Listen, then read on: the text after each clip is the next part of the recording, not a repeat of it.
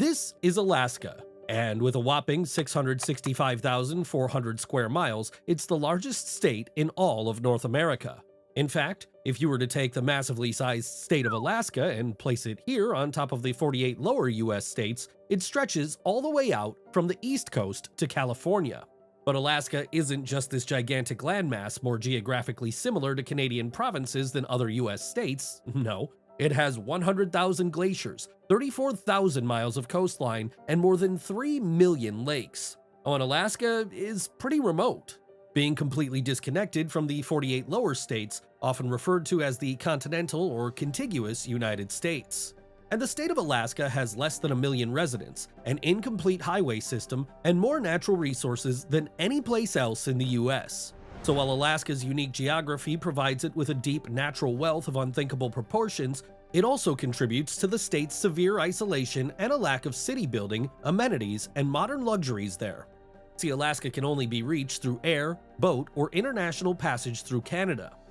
And while it's impossible to truly describe the awe-inspiring wonder that is Alaskan nature, the words wild, rugged, and immense often come first to mind, with Alaska being one of the few remaining naturally wild habitats for animals like polar bears, moose, and caribou.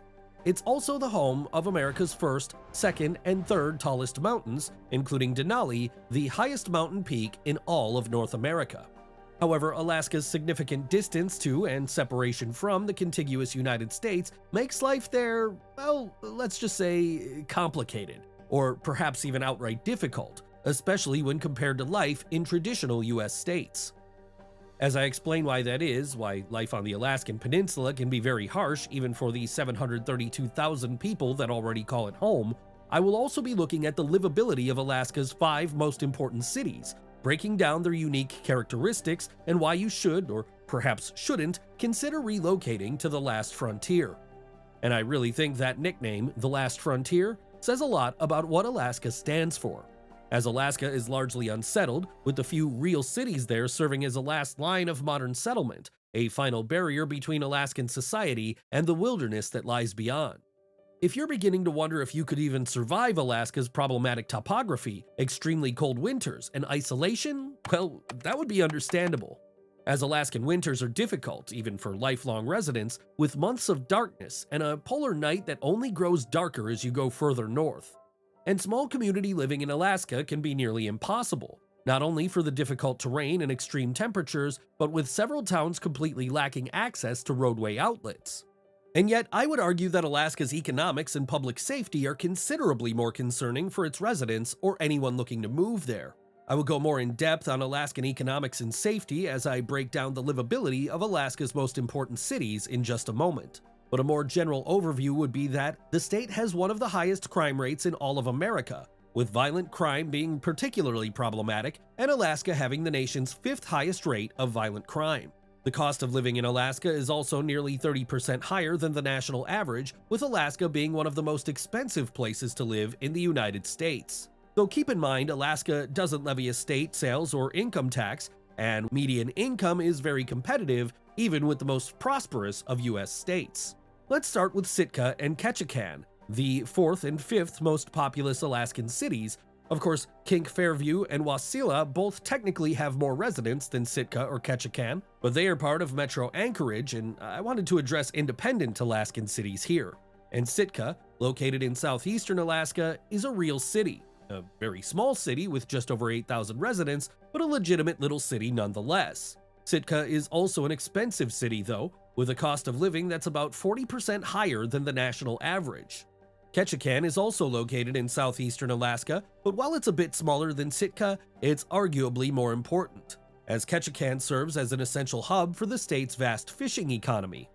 Then again, the story of Alaska revolves mostly around its 3 biggest cities: Juneau, Fairbanks, and Anchorage.